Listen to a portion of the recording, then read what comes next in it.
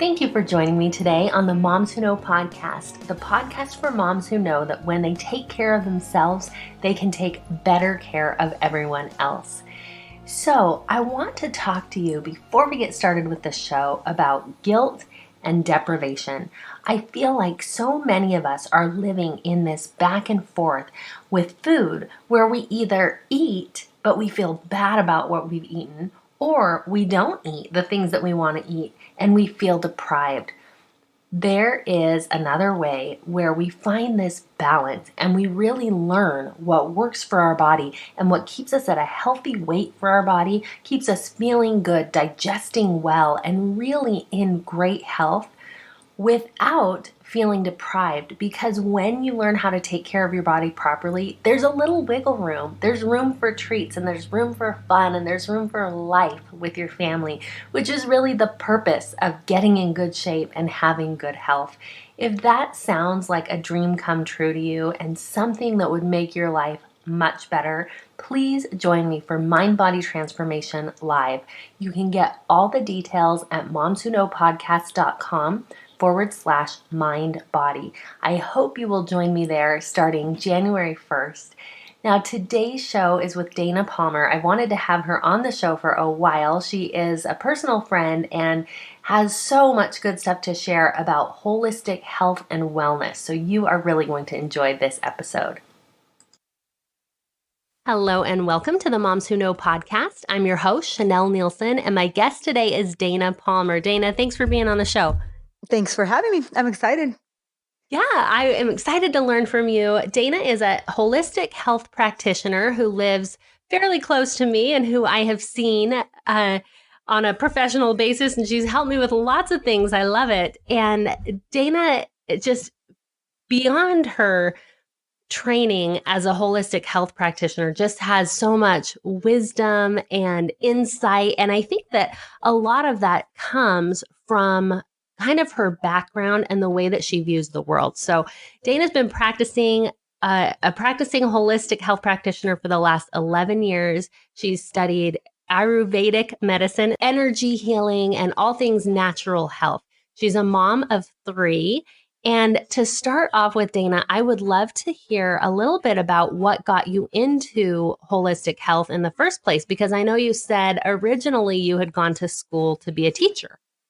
Yeah, actually, I originally in college, I wanted to be a psychologist. And then I realized I couldn't just sit there and do that all day long. So, and then I had my daughter and I became a teacher, and I was married, all that stuff, got a divorce, and it was a pretty hairy divorce, marriage, all that stuff. And when I went back, I remarried and I had my son, and he had so many sensitivities and all kinds of stuff going on when he was a little guy. And my gut just kept telling me, don't do anything the doctors say. Don't do it. Don't. It wasn't anything against doctors. It was just for him. I knew I needed to take a really holistic route.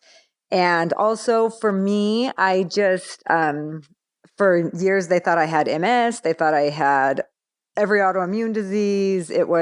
I had spinal taps. I had all kinds of stuff going on. I was having vision loss in my eyes. There was be times on and off that I couldn't walk, didn't have use of my legs. And I'm currently still dealing with severe bone loss in my jaw.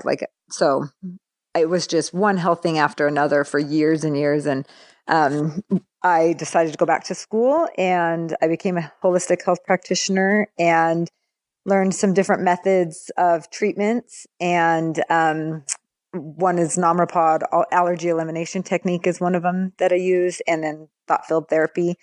So those are what I've been practicing for years. And I kind of came to the conclusion with so many clients, I was treating so many women with thyroid and health hormonal issues, just like me, that so much of what we were dealing with was coming from things that had happened to us, thoughts that we were having, and, just really not controlling our minds as best as we could. My marriage before was a physically abusive relationship, and I know so much of my stuff, health issues started as a result of being physically abused. And so I just currently I have moved a lot of my practice online and work with women that deal with all of these kinds of issues, and am able to put all my stuff together and kind of have my own little unique way of reaching out to those women that could use my help.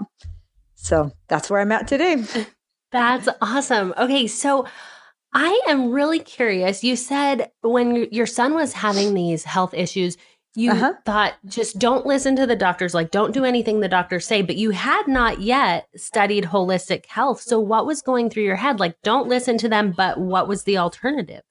That I'm his mom, and I've been blessed with the knowledge to figure out what's going on with my son, and I'm going to just listen to my intuition. So that's when I went back to school. It was just, I read so many books, and I was like, you know what? I've got to understand this at a more depth to really be able to help him. And so there was just so many things that was causing him so many issues. They thought he was like, he seemed like he could have been autistic at different times when, if you were to meet him now, you'd be like, what? That's crazy. That's nothing like him. But it was chemicals in foods, chemicals in toys, all kinds of stuff that were really, really affecting his brain. And so once I treated him and learned how to cut a bunch of stuff out, and he's the most normal kid you've probably even met. So it's been a blessing to all of us. So that is awesome. Okay, yes, and I have met your son, and I'm like, wait, are we talking about the same son? Because I know when I tell people that story, they are floored. I'm like, I know, and that's why I feel like God's given me this gift. And I remember after doing all this stuff with my son, I was like, whoever you put in my path and whatever you want me to do, I will do it, because I changed his life. You know, it just was able to help him so much. So it's fun to see just the changes that, you know, people can have with just a little bit of help. So that's awesome. Yeah. Well, tell us a little bit more about the actual methodologies you use. You mentioned thought field therapy and NAET. I won't even try to pronounce that one, but tell us what you do.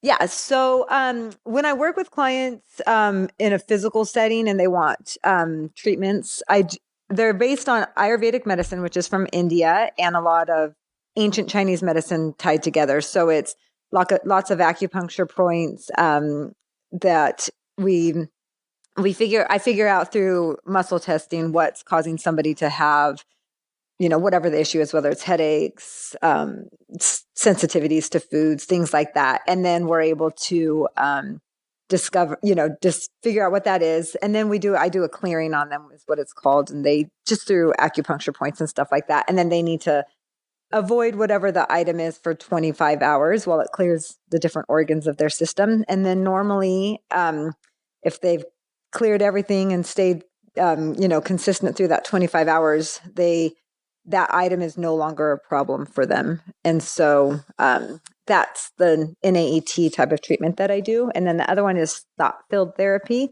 And that's based on the idea that you can think of a thought or think of trauma, whatever it is, or even a symptom that you're having, and be able to tap the different acupuncture points connected to the different organs and be able to clear that out of your system. So when I'm working with people that have addictions to sugars, you know, whatever it is, you know, I've had clients with different drug issues and stuff like that. They're able to pay attention to the symptom, and then I walk them through a whole tapping process where they're able to tap and be able to change that brain pathway so that it's no longer as traumatic, and through time you can pretty much reverse the way that the you know, brain sees that event. So it's pretty powerful, and it's my family uses it every day, whether it's car sickness, you know, they can't pay attention on a test. There's all kinds of stuff that type of treatment could be used for. So, and then I kind of mix those together with the online clients, see what they need. So that's so cool. Okay, so I am wondering, and I'm going to put you on the spot right now because I didn't ask this ahead of time, but could could you lead us through Sure. a tapping exercise on Totally. the show? Because I would love Yeah. for people to actually experience that and see what it's all about. Yeah, for sure. So I'll kind of give you one of the most basic that anybody could use in an everyday sitting. So whether you get headaches regularly, or you feel like you get anxiety regularly, or if it's something that you feel like you deal with on a daily basis, this is a great little exercise to do. So the first thing you would do, as soon as you feel a symptom coming on, if you're already in the middle of a symptom, then just start with where you're at and really focus on the symptom. So if I have a headache down in my occipital lobe, in the back of my neck or my bottom of my head, I'm going to just really take a minute, pay attention to where that pain is. And then I'm going to tap right under my nose on my upper lip. So that area right between my upper lip and my nose. So you tap there, really focus on it, tap there maybe 10, 15, 20 times. Then tap with one finger, two fingers. Normally 2 fingers. So normally 2 fingers. And if it's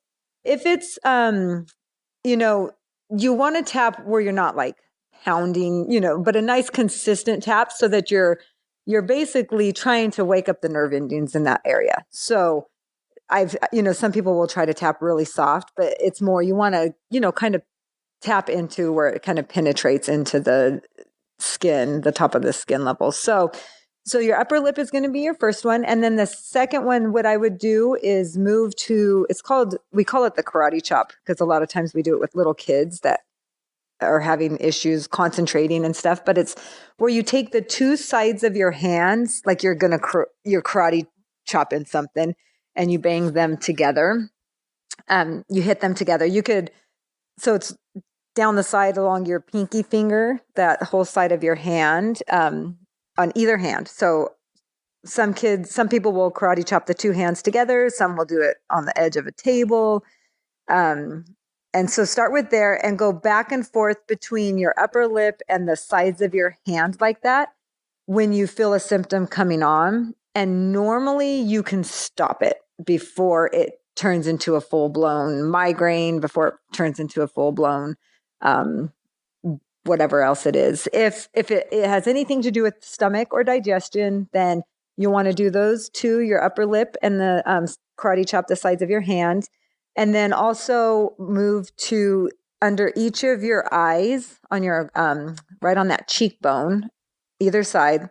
You'll take your 2 fingers and tap on that's a stomach spot where your meridian for your stomach ends. So you would tap there and pay attention if it feels like people, they ate something and now they feel sick. So they would tap there while focusing on the discomfort or the pain. So those 3 spots I find most people use a lot. If you have really bad anger issues, the outside of your eye, the like where your temple is, right on the we just call it your outer eyebrow. On either side, you would take your 2 fingers, and if you're road rage, whatever it is, that's where you're going to want to tap to really bring your calm yourself down. And that's your gallbladder holds a lot of anger and frustration, so that would be a spot you would tap for that. People with anxiety, they would for sure do the first 2, the upper lip and the sides of your hand, and then right below your collarbone, if you come down the center of your collarbone on either side, there's 2 spots just on where your collarbone kind of dips. If you were to put your fingers on either side of those and tap real slowly and consistently, those ones really help with anxiety, especially if you breathe really slow while tapping those. Nervousness, all kinds of stuff for those. And any of these spots help with all kinds of stuff. Like I have people with test anxiety, people with addictions, people with ADHD, all kinds of stuff. And it's just kind of a mix of those. So we figure out what it is a client needs that they could use on a daily basis. But those are by far the most popular that I see people using. So, Oh, I love that because as you were talking, I hope I was tapping along. I hope my listeners were tapping along. Just you feel that difference, that little bit of energy. If yeah, you're tuned into that, you can kind of feel that shift. yes, And I love having a tool, and especially as a mom, a tool to help your kids, because yes, sometimes you see your kids spiraling, whether it's into yes, anger or anxiety or whatever. And yeah, sometimes you're like, I don't know what to do. Good yeah, luck. yeah. This is a Well, great tool. yeah, when my kids were little, they knew if they had a freak out or whatever, they couldn't talk to me until they had tapped. Like it was like, no, you got to calm yourself down. You do your karate chop and then we'll talk. And a lot of times then they could just talk about it. There wasn't all of the crazy hormonal rises that have, occurred. They were able to bring their levels back down and really be able to concentrate. That's why it's so cool to watch, especially like kids before they take a test. Like my kids, just karate chop real quick before you take a test so that your body's aligned, there's your hormones, your thoughts, all of that kind of stuff are really back in alignment for before you go to take a test. Or the fun thing is, especially people that have had traumatic experiences happen to them, they can think the thought, we're try to really bring up what happened to them and tap these different places that this is the starting point of it.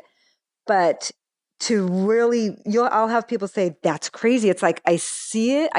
I know it's a memory, but I no longer get the rise out of it. Like it's just, it's crazy because it no longer can, the brain pathway has changed where it can just kind of, I like to explain it like it can kind of just go past it and look like, oh yeah, that happened, and no longer feel like it's got to tell a huge story about it.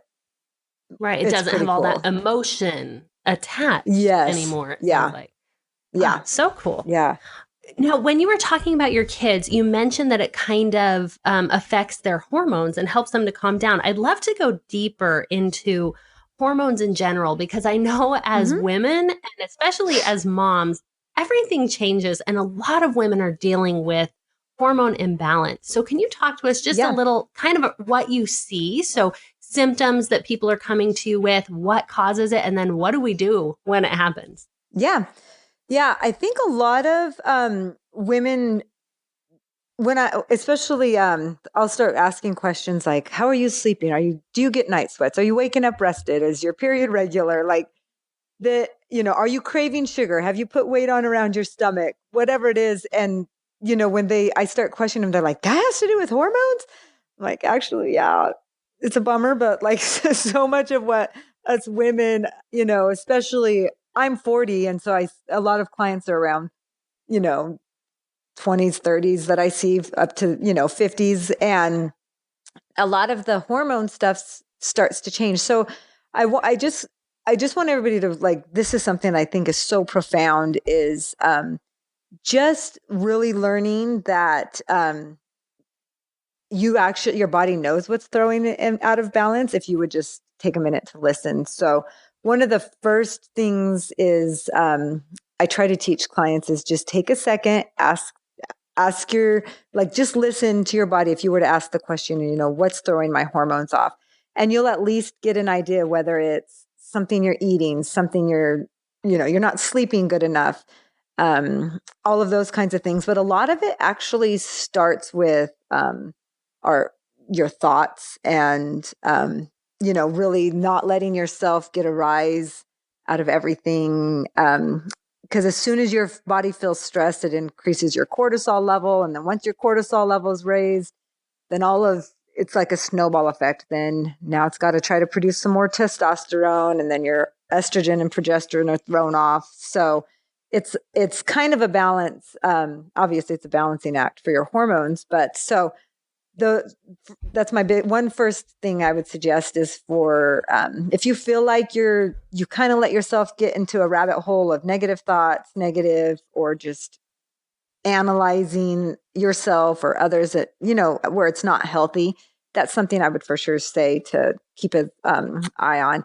And then another thing that I sounds so simple, but is just our foods. And I really suggest people, eating the perimeter of the store, making sure that, they're not, if you feel like you're snacking all of the time, that's a sure indication that your insulin levels are out of whack. And so you want to make sure that, you're only eating when you're actually really physically hungry. And that it's foods that from the earth, as close to homemade as you can. Those stores, food companies don't have your best interest in mind. So if you can't read it on the label, it's probably I always say, just think of it as your hormones are going to scream when you when you ingest it. So, really watching your foods, your sugar intake. Most women that I start with, they have a sugar addiction of some sort, and a lot of it actually comes back to them, trying to buffer, trying to cover up an emotion. And so they're needing a dopamine hit that they get from the sugar, or from the caffeine, things like that. And so really, before you go to eat something, if it's a craving, make sure that you, just take a second. And I tell them, like, ask yourself, is there an emotion or a thought that I'm trying not to deal with by eating this? And you'll get an answer right away. Your intuition will tell you. And then you can address it from there rather than just keep adding the sugar, keep adding, caffeine and things like that, or whatever it is, chips, all that kind of stuff. If you feel like you're eating just because you need to stress eat or whatever it is, that's an indication that it's a lot deeper of a level. And so we got to get to the bottom of what's causing that. As soon as when you're snacking a lot, your insulin levels are going to rise, which, like I said, as soon as those insulin level rise, or actually I said cortisol earlier, but this about insulin, when your insulin level rises, then it throws off your ghrelin, your leptin, all of these things that tell your body to burn fat or tell it that it's full. All of this kind of stuff stops working. So lots and lots of snacking, even if it seems like it's low calorie stuff, can be really detrimental to people's hormones. Another thing is sleep, making sure that it's good, deep, healthy sleep. If you don't feel like you're sleeping, make sure you get some meditation in so that your body can start to bring down cortisol levels and adrenaline. There's a type of yoga called Yoga Nidra that I have a lot of clients do, that it's called sleep. It's sleep yoga, but it's a guided meditation that is so helpful for clients when they're having difficulty sleeping. Another thing that's super helpful is watching just what you're putting on your body. If you don't, same thing as if you're eating something that you don't know the ingredients, if you don't know the ingredients on your lotions and things like that, that's a huge inhibitor to the hormones. There's, especially on your face, there's so many estrogen receptors. Actually, your face has the most estrogen receptors of the body. And so that's why we can wrinkle there first normally. And so if you're putting chemicals and things on your face that are not, that are going to block it, then that's going to throw a lot of estrogen, then your progesterone off. Stuff like that is pretty detrimental to health. Let's see. I had one more that came to my mind, but I can't think of what it was right now. Okay. It'll probably come back. It'll come back. I'm sure it will. Let me know. Let me know if it does. That's so interesting about, I've known some of this about, watching chemicals that you put in your body, but I have never heard that your face has the most estrogen receptors. And that just makes it all the more important, the skincare we use, the makeup we use, it really matters. It really does. And especially, when I see young girls or people with, acne or things, they're putting these chemicals on their face. It's not just the skin that we're talking about. It's so many. Because of all of my health stuff that I dealt with years ago, I have very, very low estrogen. So and estrogen, when it's thrown off, is normally you could see in your skin, dark circles under your eyes. Like I can tell it in my skin if I'm really out of whack. Just I get more wrinkly, dry, brittly, stuff like that. So that's really something, to be aware of, is that stuff on your face and on, overall your whole body. So yeah. Okay, this is so interesting to me, and it really brings up for me that hormones, the things that you're talking about, I mean, it's sometimes we think of hormones as like this little box and this little, tiny part of us, when really it affects so much. Everything. It does. Yeah. It affects every function of your body. And it seems so funny because, it's like, I don't know if it's cliche or whatever, but it's like, oh, it's hormone. It's just your hormones. There's hormone stuff again, but it's like that's your entire body. Like, you know what I mean? It is hormones. It is. I'm sorry. It is. Yeah. Well, talk to us a little bit about when you get it right, when you can kind of adjust your hormones and you're more in balance here. Yeah. Things are going right. How does that ripple out and affect the other areas of your life? Oh, it's so crazy. It's because not only, especially when I notice like with clients, once they start getting any supplements that they need, they're really doing, the daily stuff that they need to clean up and get their body balanced. It's life-changing, not only in like relationships, most definitely the relationship with themselves. Because I know so many women feel when they're out of balance, they feel so guilty for being this way that that's like a whole nother ball game, like they feel guilty for not wanting to be intimate. They feel guilty for, I just yelled at my kids again. I feel guilty for thinking my husband did this and this wrong and I can't control, like it's like one thing after another. So as soon as you realize that there's solutions and all of that stuff and you get it under control, it's like everything starts to fall so much more into place. Like you're just at a totally different vibration. You're, it's like the relationships with people, you start being able to show up better in the world. Your skin's different. 100% the clients start to lose weight if that's been an issue.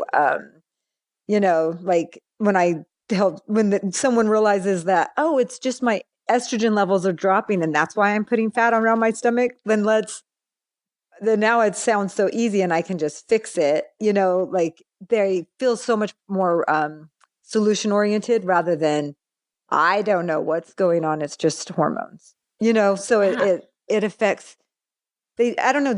You're just able to show up so much in the world, so much better in the world. And that's kind of like my mantra is like, and probably with you, Chanel, too, on what you do is like, if we can help women show up better in the world, like that's how the world's going to change. Like, and I feel so strongly about that is I couldn't show up good in the world when I wasn't healthy and put together, so even if I helped 500, 100, whatever it is, like if we could help them better in their families, better in their relationship with them, with God, with their spouse, like that's where like real change happens. And so that's kind of, I think we're on the same road together, just, a little bit different ways. But I think that we just need to all link arms and we're all doing the same stuff. Like, yes. Oh, I totally agree. And I feel like it's just so empowering to